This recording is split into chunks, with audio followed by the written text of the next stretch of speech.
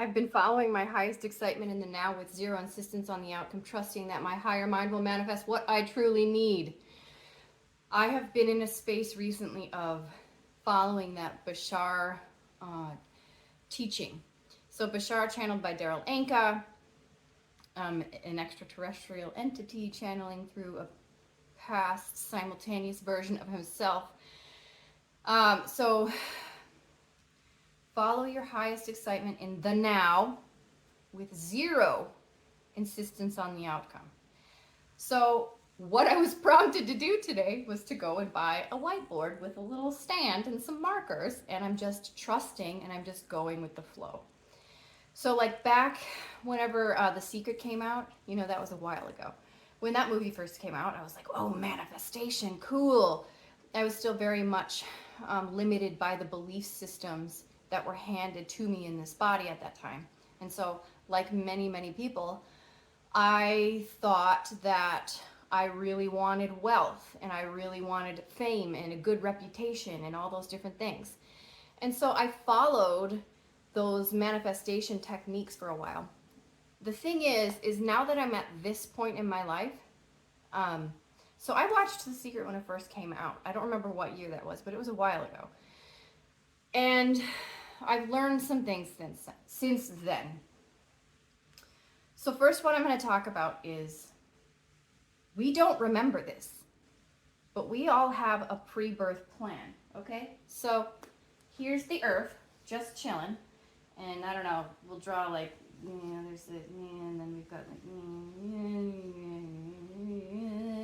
and then, I don't know, I'm not really, oh wait, Africa looks like an ice cream cone.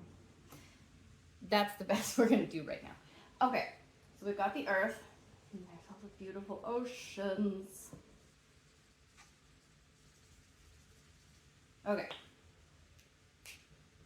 And then, here's you in your little spirit form, the big old smile on your face, because it's all love and light and happiness on the other side. And you've got maybe some little spirit friends, right? Some spirit buddies. Woo, we're having fun. Okay. I don't know all the details because I don't remember being on the other side, but there's a lot we can learn from our near-death experience friends. So we're looking down and we're like, okay, well, what do I need to grow on? What do I need to experience? Well, okay, so you and these little buddies, here, we'll do the little, it's like a thought bubble. Doop, doop, doop, doop. Come up with a plan, okay? You pick where you're gonna be born. You pick who your mommy and daddy are gonna be, right? And then what seems to be the case when you hear these NDE experiencers is the amount of information about everything pertaining to this experience is just unbelievable, something that our human minds couldn't even understand. So you could see before you were born why choosing those parents, it was going to play out in a certain way and set you on this path, and you carve out this whole little physical experience that you want to have. Okay? And so this video is really about why manifestation isn't working for you. So what I have learned is your life path is your own individual plan that you carved out. And everybody had a different experience that they wanted to have. So what happens is we forget all of this and we get handed a whole bunch of belief systems by our parents, the culture, yada, yada, yada, yada. So we grow up, we've forgotten the spiritual experience. We have a whole set of belief systems about what we believe is right and wrong, about what we should do with our life, all of these different things. We're pretty lost at that point. Most of us are really freaking lost. We get lost. And so the reason why Bashar says follow your highest excitement in the now is that resets you back on your chosen path. Because on your chosen path, when you are in alignment, it will feel exciting.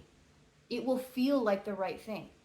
In Abraham Hicks teachings, they talk about follow the path of most allowing. This is a path without resisting.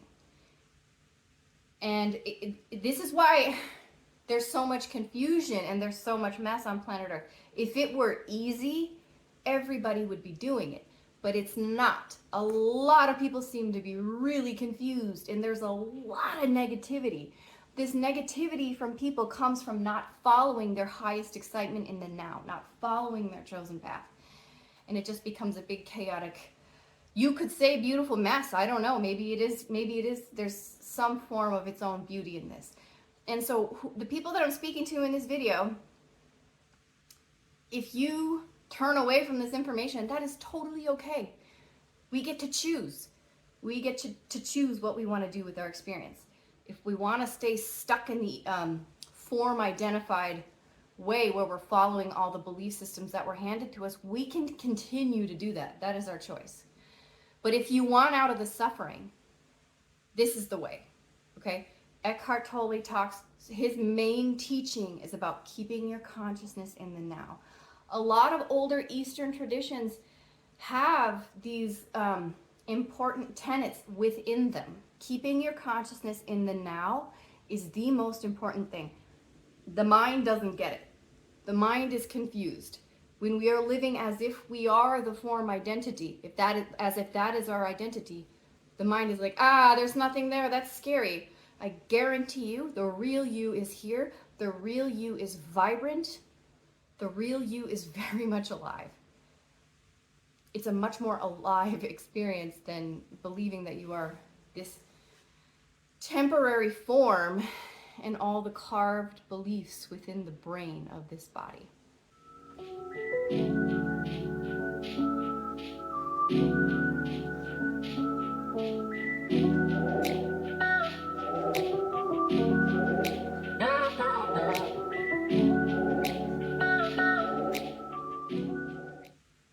Okay, I don't know if I spelt masquerading correctly. I sure hope I did. Dogma is belief systems masquerading as your purpose. Okay, there is a lot of dogma in this world. Sometimes following your highest excitement in the now might have something to do with being a part of an organized religion. But what happens is we get lost, we think we're the form identity, we start looking outside of us for the answers. And it is pervasive in the world now for people to be worshiping wealth, money. And people don't even know they do it. It happens like in elementary school, they start grooming kids. I don't want to use the word grooming because people use that a lot these days. Kids are taught from a young age, what are you going to be when you grow up? Pick something practical where you're going to make a lot of money. So the confusion sets in early. And a lot of well-meaning people out there are trying to shove their dogmatic belief systems down each other's throats. One thing that stuck with me with the Abraham Hicks teachings that I really liked was I believe the Abraham Hicks teachers through Esther said, stay in your own lane. We have so many people trying to shove like when you get angry at somebody because they don't agree with you, that's a form of shoving your belief systems down somebody else's throat. This is not staying true to our inner self. This is not following our highest excitement in the now with zero insistence on the outcome. Trusting your higher mind will manifest what you truly need. Know that, and this is another thing that Bashar says, if your highest excitement changes, know that it changes for a reason. Sometimes your highest excitement in the now is as simple as making a cup of tea. Keeping your consciousness in the now. The smell of the tea bag as you open it and put it in the cup. The sound of the water pouring into the cup. All of this is happening in the now. So we are taught to not listen to our inner selves. So a lot of people will turn away from this information, and that is okay. It gets to be everybody's choice. Following your bliss is not a thought activity. It's not a mental activity. It's this mysterious force leading you where you need to be. This is the true meaning of manifestation. The egoic desires. Okay, so there are people in this world who follow those steps and they end up with a whole bunch of wealth. I think that there's other factors at play there. Maybe it was part of their life purpose to acquire all of that wealth. The real measure of whether you're successful is how peaceful and content you are. Am I living in a mansion? Do I have a Ferrari? Hell no. I feel content. I feel peace most of the time in my experience now. It was not that way for a long time. I have everything that I need. My kids never go hungry. Okay, that's not how I grew up. So I feel successful. Everybody's definition of success is gonna be a little bit different. So we need to, if we want to find true fulfillment with our life, we need to stop looking to belief systems for the answers. We need to look within ourselves. Meditation is so good for this, for practicing and getting comfortable with that now awareness that is you. So the way I see faith at this point in my life, faith is not a belief, a mental construct. Faith is trusting that taking my awareness outside of the form identity and into the heart space, which is pure, clear awareness, that's where fulfillment and peace is. That trusting that space is going to know how to take me where I need to go. That's why manifestations don't work for a lot of people. They're trying to manifest something that isn't, oh, my little picture's gone. They're trying to manifest something that isn't their own unique little life path that they carved out before they were born. Okay, so getting comfortable with that true inner awareness, you start to know that this is the real you, and it's always been the real you. You still have your external identity. You still have the likes and dislikes of the body. But the base experience becomes peace. This is why the Buddha talked about freedom from attachment.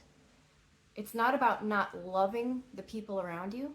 It's about going into this inner space, and within this inner space is the clarity of knowing that we will be letting go of all of this eventually. We all know this is a temporary experience, and it doesn't have to be terrifying. Freedom from attachment is going within and being that inner awareness, which is peace, which is at peace with the ephemeral nature of this experience. And when you start living in that space, you will naturally go, Bashar talks about, like, you stop resisting, you stop pinching off the higher self's natural flow, which is pulling you where you need to go without mental thought processes. Sometimes the mind will use this information. For instance, this morning, I felt that I needed to go get one of these things. My mind interpreted it.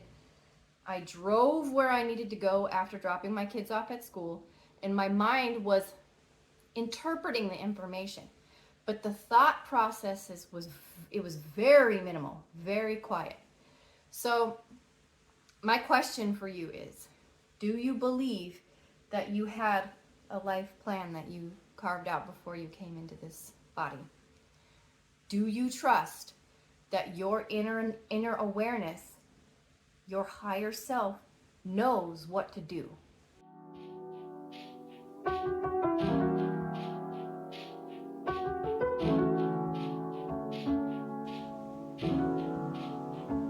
hope this was helpful. Like and subscribe if you liked this, and have an amazing day.